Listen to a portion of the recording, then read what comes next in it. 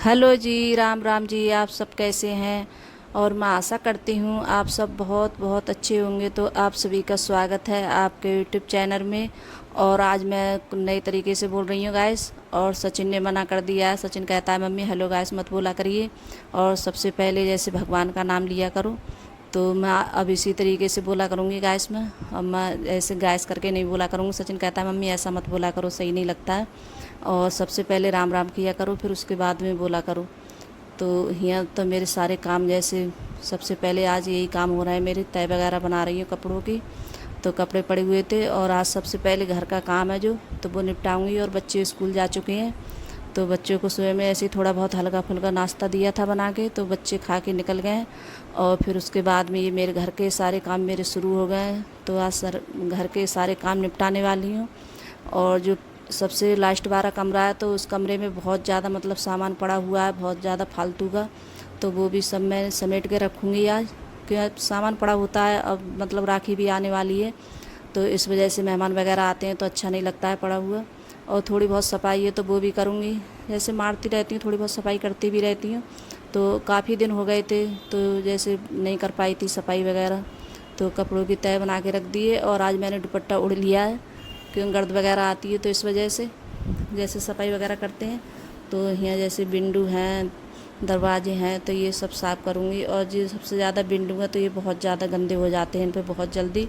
जैसे गर्द वगैरह आ जाती है, कितना भी जैसे वो करो तब भी जैसे तो डस्ट वगैरह हो ही जाती है, गंदगी थोड़ी बहुत। और बच्चे कुछ ना कुछ रखते रहते हैं जैसे अपनी चीज़ें यहाँ। तो और जो सबसे ज़्यादा मतलब बिंडू हैं, बहुत काफ़ी टाइम लगा देते हैं साफ़ करने में, और इनमें काफ़ी टाइम भी लगता है।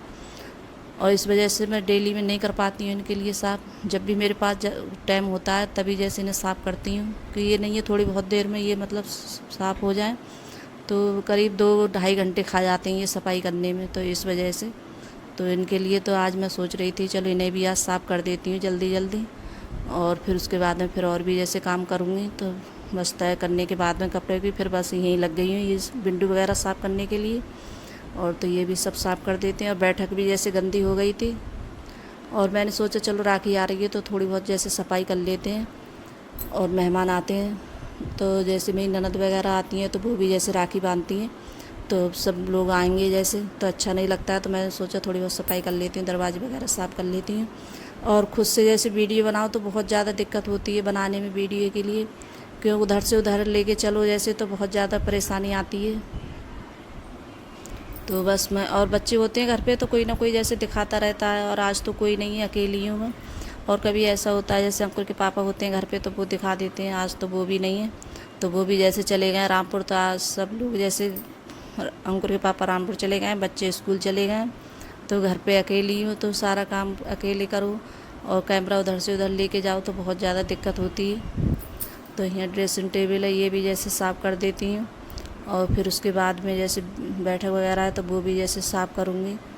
और दरवाजे वगैरह और जो मतलब टॉवल वगैरह होती है तो बच्चे जैसे दरवाजे पे डाल देते हैं, तो नहा के आएंगे तो ऐसे डाल डाल देंगे उसके लिए। तो कपड़े को जैसे मैं तय रखने पाई थी तो मैंने ऐसे रख दिए, तो दोबारा से रख रही हूँ, मैंने यहीं रख दिए थे चारपाई पे, तो उनके लिए जैसे रख के आ गई हूँ।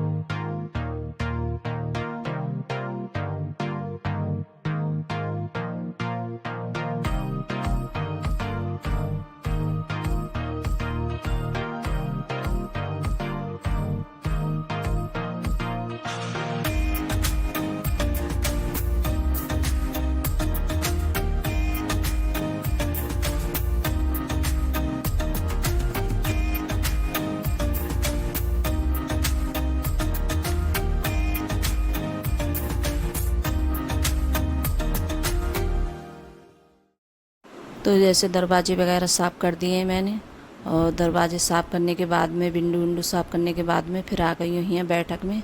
तो बैठक भी जैसे साफ़ करूँगी, और जैसे मेहमान आते हैं तो इसी में ज़्यादा चाय नाश्ता कराते हैं हम। और बैठक में तो जैसे डेली कपड़ा मारती हूँ, क्यों कोई ना कोई आता रहता है तो इसी में ज़्यादा बैठता है। और बैठक जब गंदी होती है, और ये तो डेली में बहुत ज़्यादा गंदी हो जाती है, मैंने कई बार बताया है कि जैसे सामने से रोड है तो वो चलता है, तो इस वजह से और ज़्यादा गर्द आती है। तो इस वजह से और साफ़ मैं सोच रही थी साफ़ कर लेती हूँ। और ये वाला कमरा मैंने साफ़ किया था, जिसमें धुलाई कर रही हूँ, बहुत सामान पड़ा था, इसकी वीडियो नहीं बनाई थी मैंने गाइस। और इतना सामान था, इससे काफ़ी टाइम लग गया था मेरे लिए साफ़ करने में, क्योंकि कपड़े थे और जो बहुत सामान इस पर ऐसे ही पड़ा था संदूक पे और बेड पे। तो ये सब मैंने साफ़ किया था, अच्छा भी नहीं लगता है। और यहाँ टेबल थी इसमें पड़ी हुई, तो वो भी जैसे मैंने धुली थी वो भी गंदी हो गई थी, तो उस पर भी जैसे गर्द वगैरह हो गई थी। और किसी टाइम ऐसा होता है कि जैसे हम कोई काम है जैसे कर भी नहीं पाते हैं, सोचते हैं कि अरे नहीं आज नहीं, हम दूसरे दिन के लिए कर लेंगे, लेकिन नहीं हो पाता है। तो और जो काम में जैसे हम लापरवाही कर देते हैं, तो वो लापरवाही में जैसे कोई काम हो नहीं पाता है। जो काम जैसे तुरंत कर लो एकदम, तो वो हो जाता है फिर। तो यहाँ देखिए टेबल भी बहुत गंदी हो रही थी, और मैं कई दिनों से सोच रही थी ये टेबल है साफ़ करूँगी, लेकिन इसकी आज मुहूर्त आई है इसकी साफ़ करने की। तो जब मैं धुलाई करने को लगी हूँ तब, तो यहाँ और पैप है, मैंने बाहर बाहर पैप है तो ये खोल लिया है क्योंकि ये बड़ा है।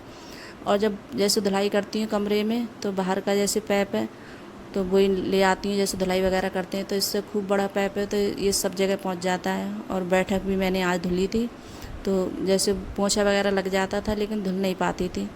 और क्या होता है जैसे सामने ही तालाब है, तो उस वजह से नहीं, जहाँ में जैसे बैठक में बहुत ज़्यादा मेंढक आ जाते हैं, तो मेंढक की वजह से इतनी ज़्यादा जैसे गंदगी कर देते हैं बहुत ज़्यादा मेंढक, तो जैसे कचरा वगैरह कर देते हैं, लैट्रिन वगैरह करते हैं। तो वही सब मैं साफ़ करूँगी बैठक भी। तो काफ़ी टाइम लग गया था बैठक में भी साफ़ करने, जब पानी मारा था मैंने तो बहुत ज़्यादा गंदगी कर रही थी।